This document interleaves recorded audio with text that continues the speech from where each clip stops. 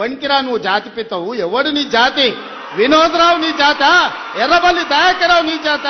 కుక్కడపల్లి కృష్ణారావు గారు నీ జాత? లేకపోతే తన్నీరు హరీష్ రావు గారు నీ జాత? నీ జాతికి పిత ఉండొచ్చు, మాకు మా నల్గొండకో లేకపోతే మా పాలమూరుకు నీ జాతితో ఏం పని? నీ జాతి ఏంది? నీ నీతేంది? టెలిఫోన్ ట్యాపింగ్ నిన్న మనం మాట్లాడుతున్నారు. ప్రతిపక్ష నాయకులను వదలలే, హైకోర్టు జడ్జిలను వదలలే, చివరికి జర్నలిస్టులను వదలలే. భార్యాభర్తలు మాట్లాడుకుంటే కూడా ఏం మాట్లాడుకుంటున్నారని విన్న సన్నాసులు ఇంతకంటే దుర్మార్గం ఎక్కడన్నా భూమి మీద ఉంటుందా? ఇంతకంటే పాపాత్ముడు ఎవడన్నా ఉంటాడా? పెళ్ళా మొగుడు ఫోన్లో మాట్లాడుకుంటే కూడా వాళ్ళ మాటలిని, సినిమా తారల మాటలిని, ప్రతిపక్ష నాయకుల మాటలిని, జర్నలిస్టులను జడ్జిలను కూడా బ్లాక్మెయిల్ చేసి, వ్యాపారాలు చేసుకునేటోళ్లను బ్లాక్మెయిల్ చేసి, ఎవరో కాదు బీజేపీ ఎంపీ విశ్వేశ్వరరెడ్డి గారే చెప్పారు, మా ఫోన్లని మా భూములు కొనుక్కున్నోళ్లను బ్లాక్మెయిల్ చేసి కోట్ల రూపాయలు ఎలక్టోరల్ బాండ్స్ వసూలు చేసిండ్రు, మమ్మల్ని బెదిరించి మా దగ్గర కోట్ల రూపాయలు కొల్లగొట్టిండ్రని. మీరేమి వికలేరు, మీ నాయకుడు రేవంత్ రెడ్డి గారు ఏం వికలేడు. వాడికి మాత్రం పొట్టోనికి మాత్రం ఒకటే చెప్తున్నాను, రేపు మొక్కుకో ఎన్ని దేవుళ్ళున్నా అన్ని దేవుళ్ళకు మొక్కుకో. తప్పిదారి మళ్ళా గులాబీ జెండా గెలిచిందా పొట్టోడా నీ గుర్తరా? కేసీఆర్ ను పట్టుకొని లేకపోతే కేసీఆర్ ను పట్టుకొని ఎటువంటి మాటలు మాట్లాడతావు? ఎవడరాను నాకు అది అడుగుతా. కేసీఆర్ తెలంగాణ తెచ్చిన్నాడు, ఎక్కడున్నాడు పొట్టోడు? సంచులు మోసుకుంటా, చంద్రబాబు సంచులు మోసుకుంటా లేడు. సమైక్యవాదుల సంచులు మోసిన బ్రోకర్ నా కొడుకు ఇవాళ కేసీఆర్ తింటున్నాడు. అందుకే అంటున్నా, ఒక్కసారి లంగ మాటలకు దొంగ మాటలకు మోసపోయి ఈ అవలగాళ్ళకు అవకాశం ఇస్తే ఆ రోజు చెప్పిన వాడు ముందే ఏమన్నాడు? వెనకటి రోజులు తెస్తా అన్నాడు. మీరు ఏమో తెస్తారో అనుకున్నారు, వచ్చినాయి వెనకటి రోజులు. మళ్ళా లైన్లలో నిలబడే రోజులు వచ్చినాయా? ఏమిరా కేటీఆర్, నువ్వెవడురా తెలంగాణకు? కేసీఆర్ అనేటోనికి పుట్టకపోతే నీ బతికేందిరా? ఎక్కడ నీ బతికెక్కడ? అయ్య సంపాదించిన దాంతో తూగుతూ బలుపెక్కి లంగా మాటలు లఫూట్ మాటలు మాట్లాడుకుంటా వేధవా తలకాయమనున్నాదిరా నీకు? హౌలే, చిల్లరగాళ్ళ కంటే, ఆవారగాళ్ళ కంటే, బజారుగాళ్ళ కంటే దిగజారి మాట్లాడుతున్న దరిద్రుడా నువ్వు. ఈ తెలంగాణకు పట్టిన దరిద్రం నీ వల్లనే మీ అయ్య మొత్తం ఎక్కడికి పోయిపోయిండో చూడు. కేసీఆర్ ఇట్లాంటివన్నీ కానీ తెలంగాణ మీదకి వదిలేస్తుంది దరిద్రుని. ఇట్లాంటి పనికిరాని సన్నాసిగాన్ని కానీ నువ్వు నష్టపోతివి, తెలంగాణను దోచుకుంటట్టు చేస్తే మళ్ళా ఏమిటికని వదులుతున్నావు వీడిని తెలంగాణ ప్రజల మీదకి. వీడు ఏది రోకుసోకుండాడు, వీడు మాట్లాడితే వీడు పెద్ద ఏదో పొడింగిలాగా మాట్లాడతాడు కేటీఆర్ గారు. అసలు ఎవడరా నువ్వు తెలంగాణకు? తెలంగాణ ఉద్యమం మొదలైన రోజు ఏడున్నావు? తెలంగాణ ఉద్యమంలో కేసీఆర్ని వెనక గుంజాలని లాగిన దరిద్రుడు నువ్వు.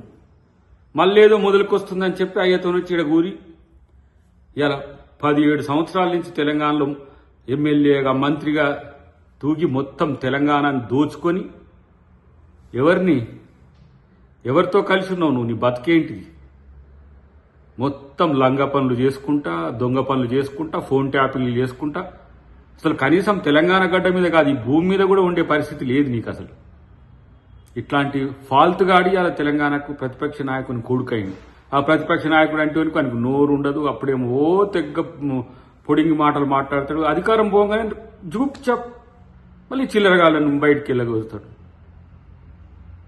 పిచ్చి నగరాలు చేయ హౌలాగా పనికిరాని మాటలు మాట్లాడితే తంతరు పట్టుకొని ఏమనుకుంటున్నావు? నువ్వేం పెద్ద పొడింగి వారా? నువ్వు ఎంత పొడుగున్నావు? నువ్వు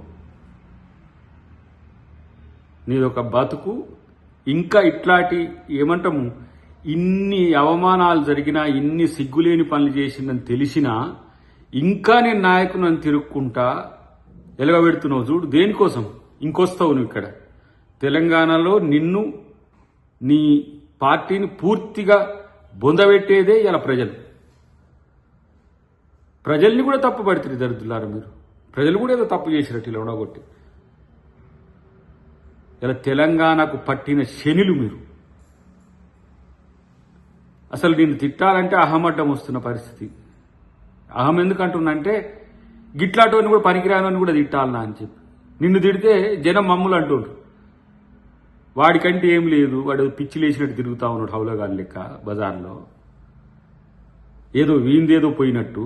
ఏం మెయ్య ముఖ్యమంత్రిగా మీరు ఈ ఇంటి వాళ్ళందరూ మీకేనారా? తెలంగాణ అంటే మీకు ఏమన్నా రాసి పెట్టించిండ్రా? మీ జాగీర్ అనుకుంటుండ్రా? తోడక తీస్తారు పిచ్చి నకరాలు చేస్తే.